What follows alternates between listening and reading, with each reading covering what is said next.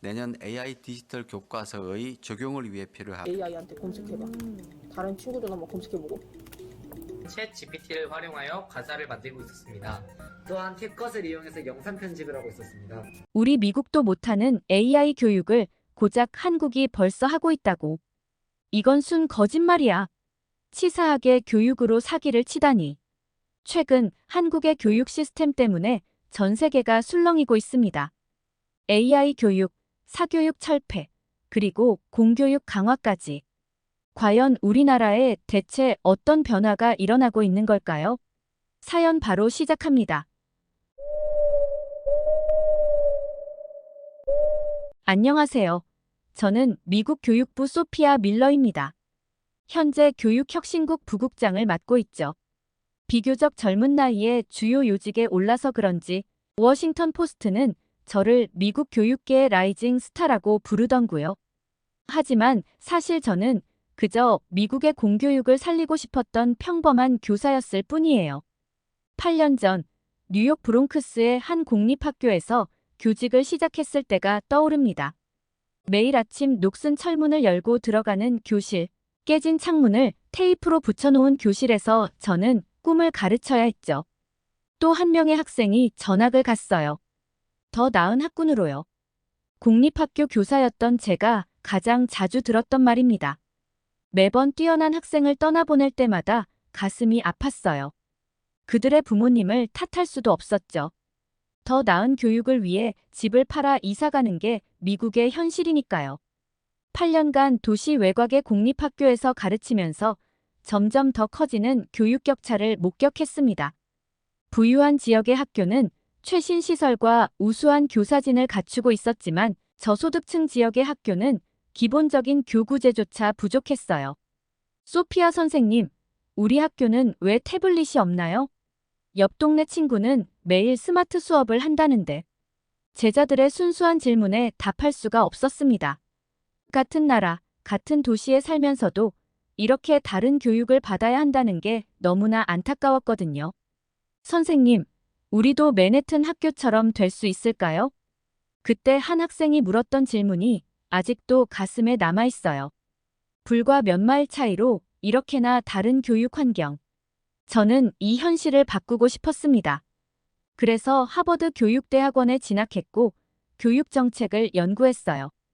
그리고 마침내 교육부에 들어와 변화를 만들어 보려 했죠. 하지만 현실은 녹록지 않았습니다. 예산 부족, 정치적 이해관계, 복잡한 행정 절차. 변화는 늘 더디기만 했습니다. 또 예산이 삭감됐네요.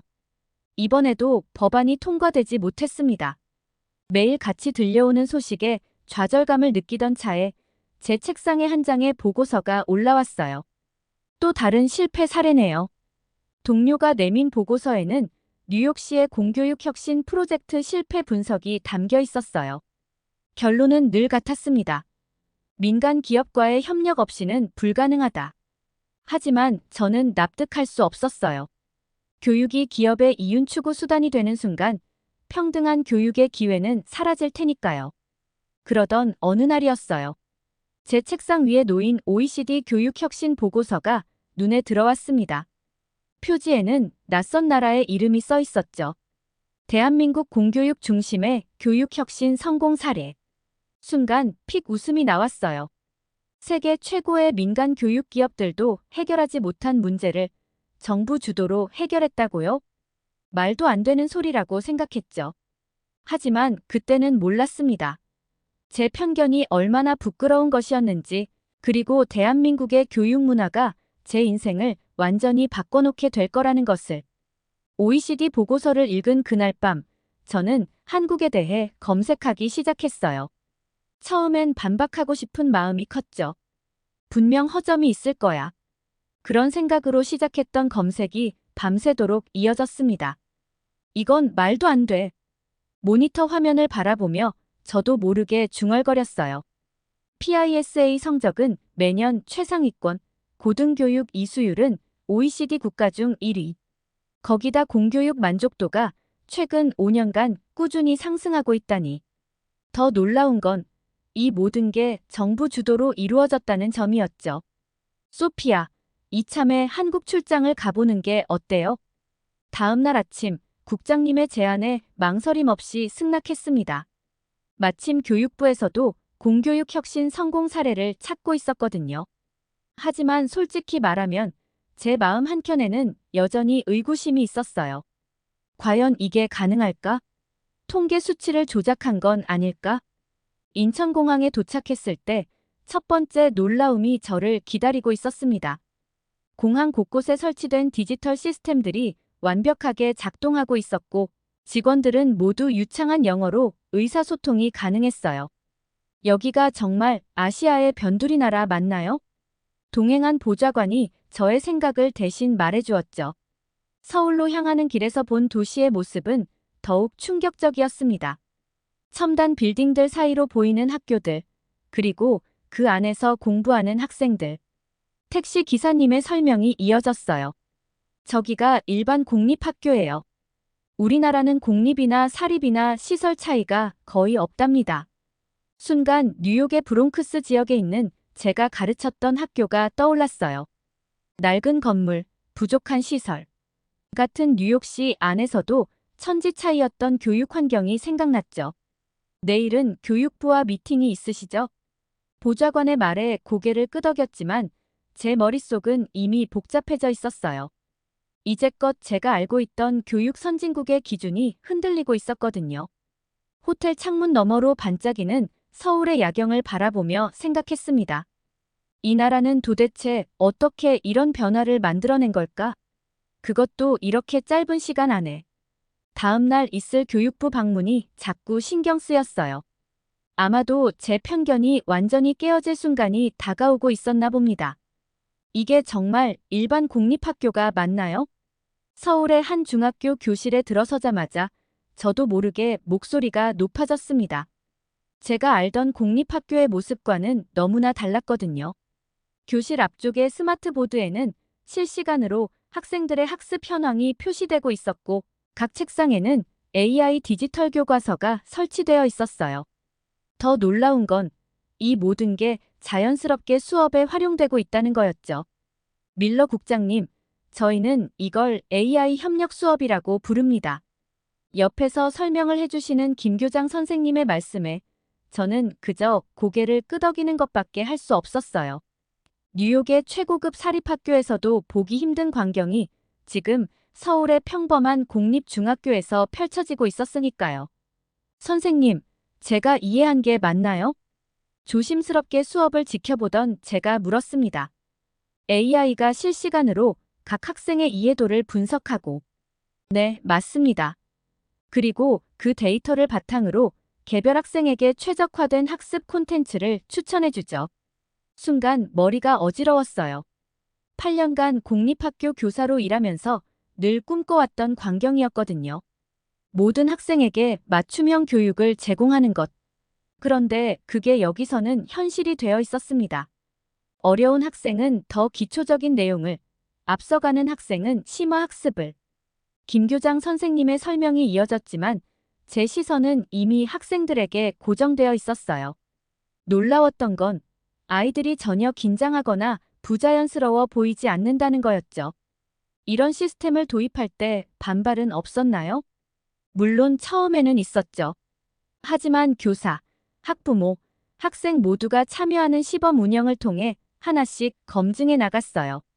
무엇보다 이게 교사의 업무를 덜어준다는 걸 직접 경험하면서 교사들의 지지를 얻을 수 있었답니다.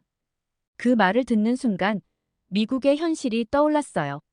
새로운 교육 정책을 도입할 때마다 벌어지는 극심한 반대, 이해관계자들 간의 끝없는 충돌. 그런데 한국은 어떻게 이런 혁신적인 변화를 이뤄낼 수 있었을까요? 우리는 이걸 교육 민주주의라고 부릅니다. 김 교장 선생님이 빙그레 웃으며 말씀하셨어요. 모든 학생이 평등한 교육 기회를 받을 권리가 있다고 믿거든요. 그리고 그건 정부가 책임져야 할 의무고요.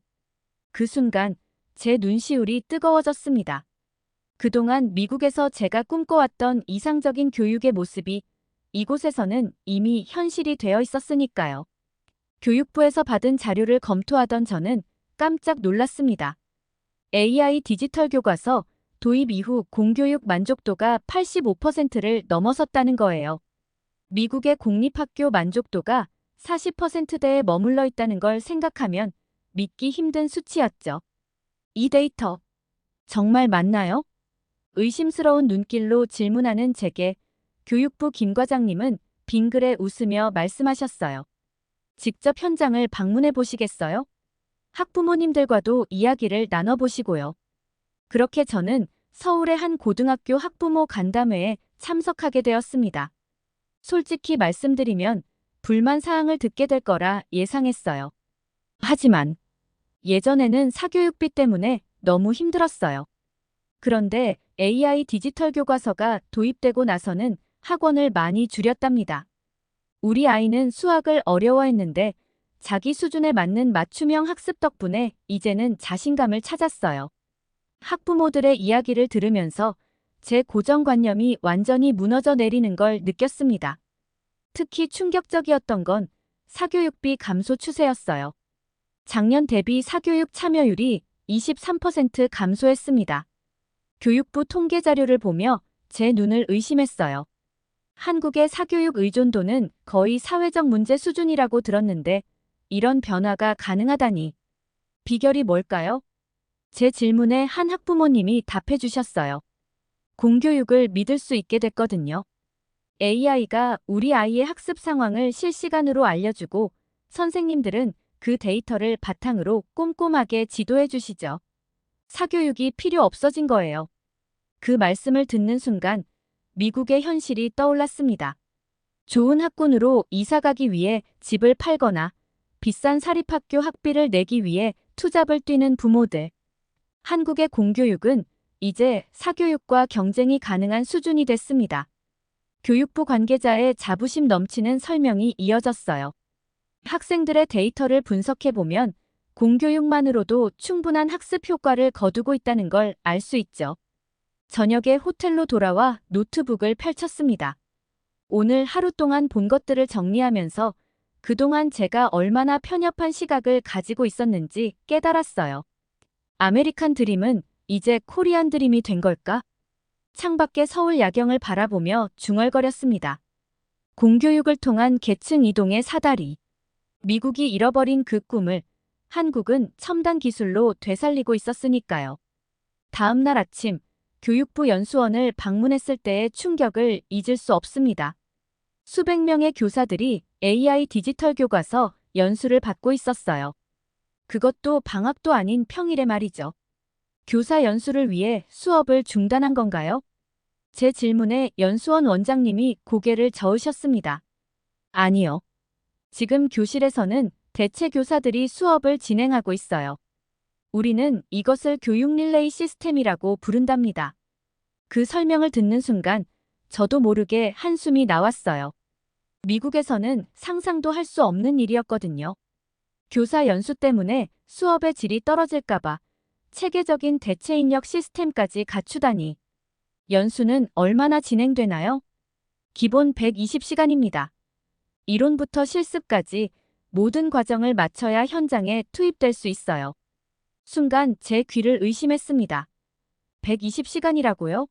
미국에서는 새로운 교육 시스템 도입 시 보통 8시간에서 16시간 정도의 연수로 끝내는데 말이죠. 너무 과한 거 아닌가요? 제 질문에 한 교사가 답해 주셨어요. 처음에는 저도 그렇게 생각했어요. 하지만 이 정도의 준비가 있었기에 실제 수업에서 자신감을 가질 수 있었죠. 무엇보다 학생들의 데이터를 다루는 일인 만큼 완벽한 준비가 필요하잖아요. 그 말에 깊이 공감했습니다. 교육에서 가장 중요한 건 학생들의 개인정보를 다루는 교사들의 윤리의식과 전문성이니까요. 보안 시스템도 철저합니다. 교육부 관계자의 설명이 이어졌어요. 모든 데이터는 국가관리 서버에 암호화되어 저장되고 접근 권한도 철저하게 관리되죠. 마치 군사 기밀처럼요. 연수 현장을 둘러보면서 더욱 놀라웠던 건 교사들의 열정이었습니다. 누구 하나 불평하는 사람 없이 모두가 진지하게 새로운 시스템을 배우고 있었어요. 우리는 이미 코로나19 때 경험했잖아요. 준비된 자만이 위기를 기회로 만들 수 있다는 걸요. 그 말을 들으며 다시 한번 깨달았습니다. 한국 교육의 성공은 결코 우연이 아니었어요. 철저한 준비, 체계적인 시스템, 그리고 무엇보다 교육을 향한 흔들림 없는 신념. 저녁 호텔 라운지에서 오늘의 기록을 정리하면서 생각했습니다. 미국은 지금 무엇을 준비하고 있을까? 우리는 왜 이런 체계적인 시스템을 갖추지 못했을까? 한국의 교육 혁신은 마치 완벽한 오케스트라 같았어요. 정부, 교사, 학생, 학부모 모두가 자신의 파트를 정확히 알고 있었고 그것들이 하나의 아름다운 하모니를 만들어내고 있었으니까요. 밀러 국장님, 특별한 걸 보여드리고 싶은데 잠시 시간 되실까요? 다음 날 아침 한 고등학교를 방문했을 때의 일입니다. 교감 선생님의 안내를 따라 특별실로 향했어요. 이곳은 저희가 드림 스페이스라고 부르는 공간입니다. 문을 열자 깜짝 놀랐어요. 교실 한쪽에는 몇 명의 학생이 AI 교과서로 공부하고 있었고 다른 한쪽에서는 교사가 1대1로 학생을 지도하고 있었죠. 이 학생들은 학습 부진 학생인가요? 조심스레 물었더니 교감 선생님이 고개를 저으셨어요. 아니요. 여기 있는 학생들은 모두 자신만의 속도로 성장하는 아이들입니다. 우리는 더 이상 부진이라는 말을 쓰지 않아요.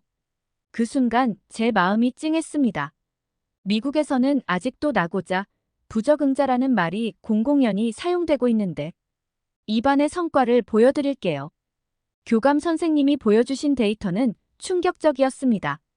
기초학력 미달 학생들의 90%가 6개월 만에 정상 궤도에 올랐다는 거예요. 비결이 뭔가요?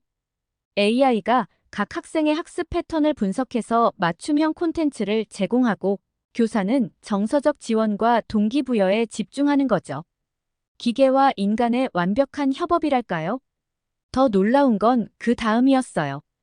일반 학급으로 이동하던 중 한 학생이 달려와 교감 선생님께 인사를 했습니다. 선생님, 지난번에 상담했던 수시 원서 진짜 합격했어요. 어머, 정말 진심으로 축하한다.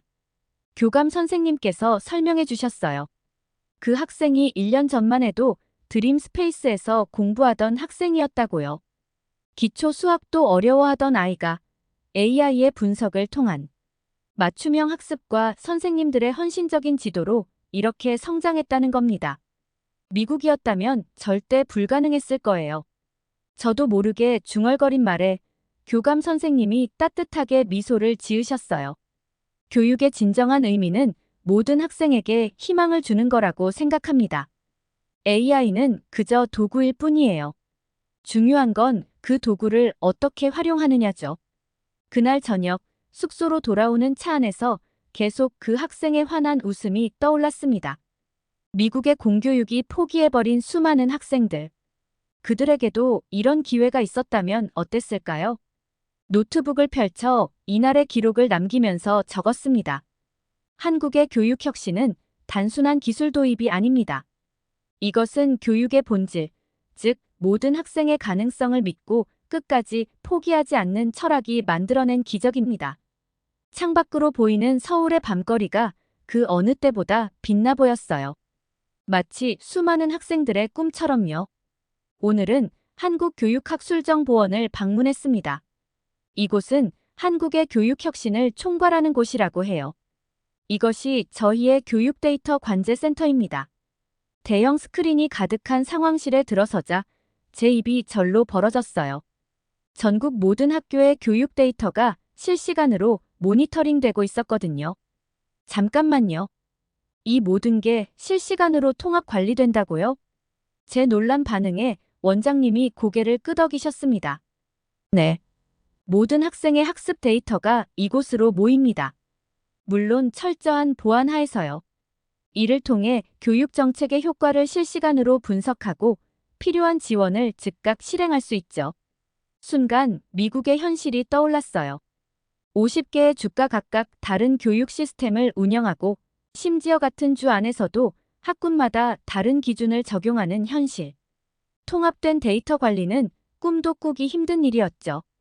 모든 학교가 같은 시스템을 사용하나요? 네. 저희는 이것을 교육 민주주의의 실현이라고 부릅니다.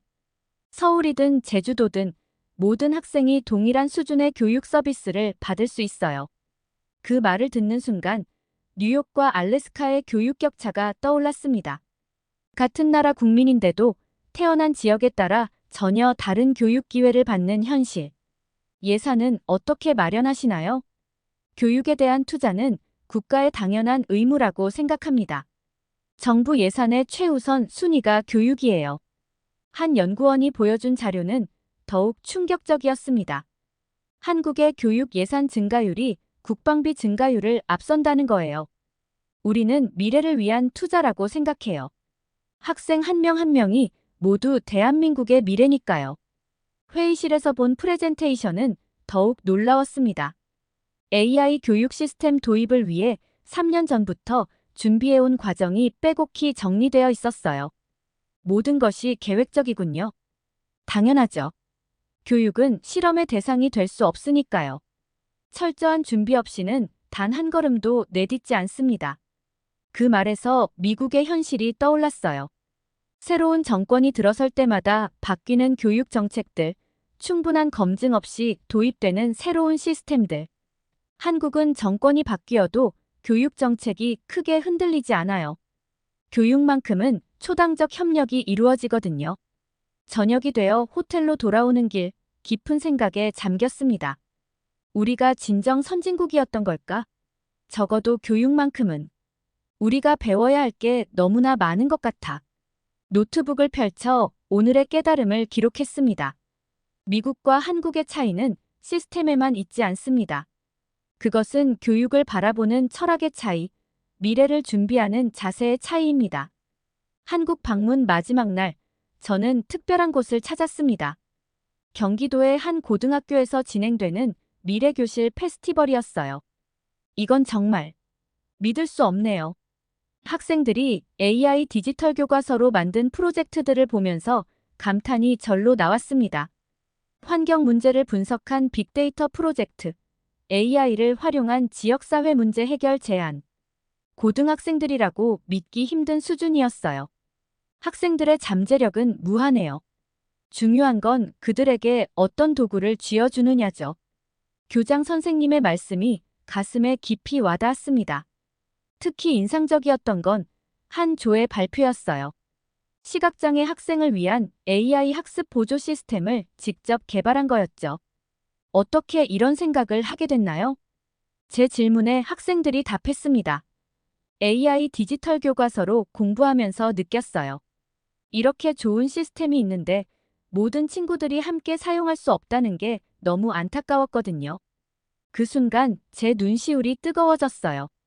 미국에서는 첨단 기술이 교육 격차를 더 벌리는 도구가 되곤 했는데 이 학생들은 그 기술을 격차 해소의 수단으로 활용하고 있었으니까요. 물론 아직 해결해야 할 과제들이 많습니다. 교육부 관계자의 설명이 이어졌어요. 디지털 리터러시 격차, 농어촌 지역의 인프라 문제, 새로운 평가 체계 개발. 하지만 우리는 이런 도전을 즐깁니다. 그분의 말씀처럼 한국의 교육 혁신은 아직 진행 중이었어요. 하지만 그들에게서 느껴지는 자신감은 분명 달랐습니다. 실패해도 괜찮아요. 더 나은 해결책을 찾으면 되니까요. 한 교사의 말씀이 특히 인상적이었습니다.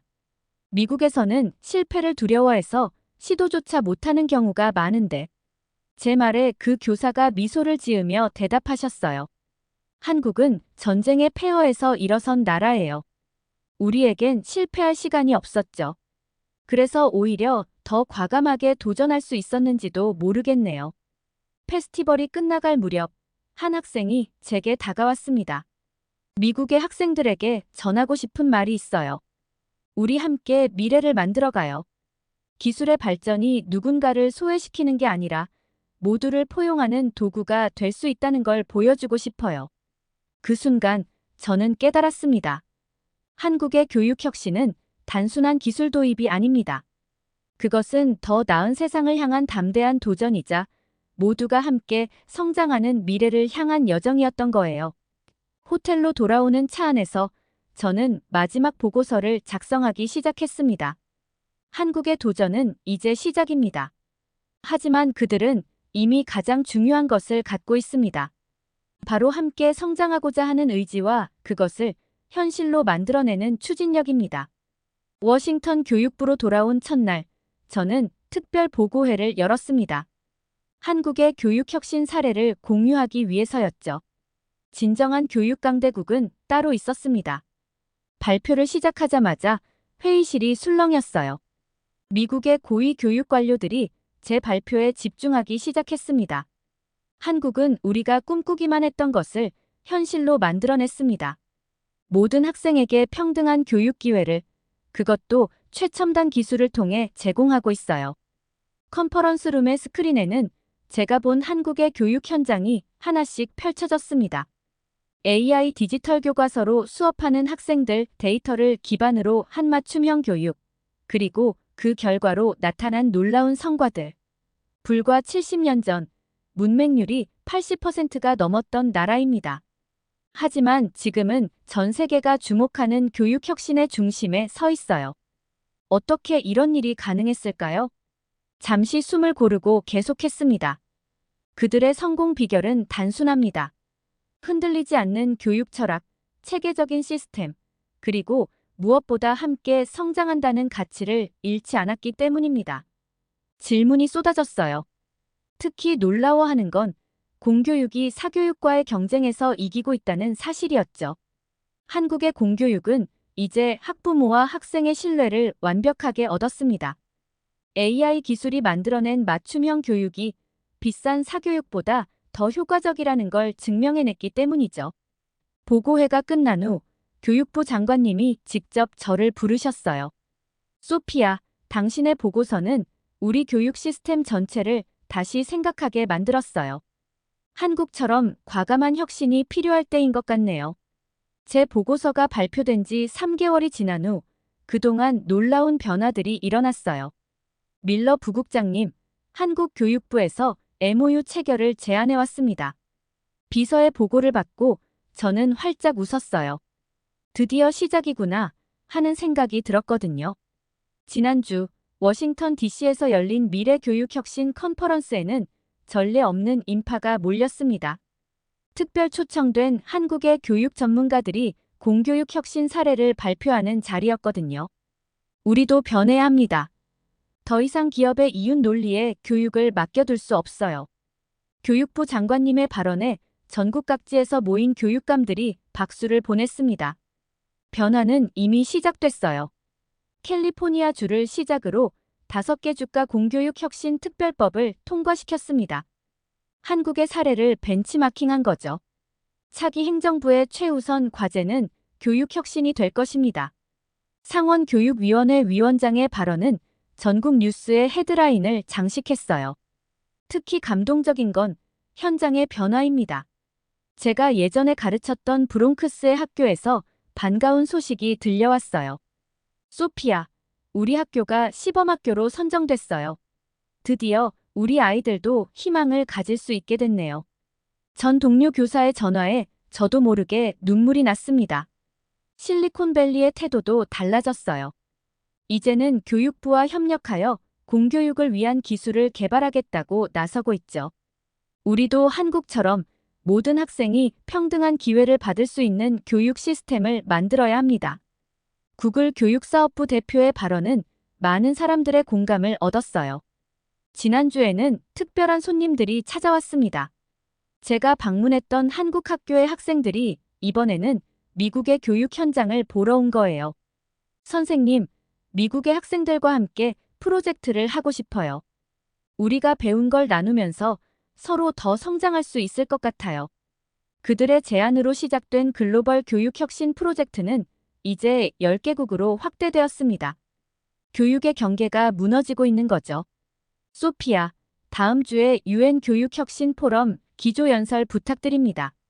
장관님의 요청을 받고 생각했어요. 이제는 제가 전할 이야기가 있다는 걸요. 오늘 아침 제 책상에는 특별한 편지가 도착했어요. 한국의 한 고등학생이 보낸 거였죠. 밀러 선생님, 선생님 덕분에 우리의 이야기가 세계에 알려졌어요. 이제는 저희가 세계 교육의 변화를 이끌어가는 주역이 되고 싶습니다. 그 편지를 읽으며 생각했습니다. 교육의 혁신은 결국 사람을 위한 것이어야 해요. 기술은 도구일 뿐이고 중요한 건 그 도구를 어떻게 사용하느냐죠. 다음 달이면 한국의 AI 교육 시스템을 도입한 첫 번째 미국 공립학교가 문을 엽니다. 그곳에서 새로운 꿈을 꾸게 될 아이들을 생각하면 지금도 가슴이 벅차오르네요. 우리도 해냈습니다. 한국이 그랬던 것처럼요. 이제 저는 매일 아침 이 말을 되뇌이며 하루를 시작합니다. 변화는 이미 시작됐고 우리는 그 희망의 증인이 되어가고 있으니까요. 저는 이제 자신 있게 말할 수 있습니다. 세계 교육의 미래가 한국에 있습니다. 그들은 이미 우리가 가야 할 길을 보여주었어요. 이제 우리가 그들에게서 배워야 할 때입니다. 창밖으로 보이는 워싱턴의 모습이 조금 달라 보였습니다. 아니, 어쩌면 달라진 건 제 시선이었을지도 몰라요. 한국에서 본 진정한 교육 혁신의 모습이 제가 꿈꾸는 미래의 청사진이 되었으니까요. 여러분, 오늘의 사연 어떠셨나요? 교육의 미래를 보여준 대한민국, 그리고 그 변화의 물결이 전 세계로 퍼져나가는 모습이 참 자랑스럽네요. 하버드 코리아는 오늘 같은 감동적인 사연을 항상 기다리고 있습니다. 행운을 부르는 구독과 좋아요 한 번씩 눌러주시면 감사하겠습니다. 오늘 영상 시청해주셔서 감사합니다.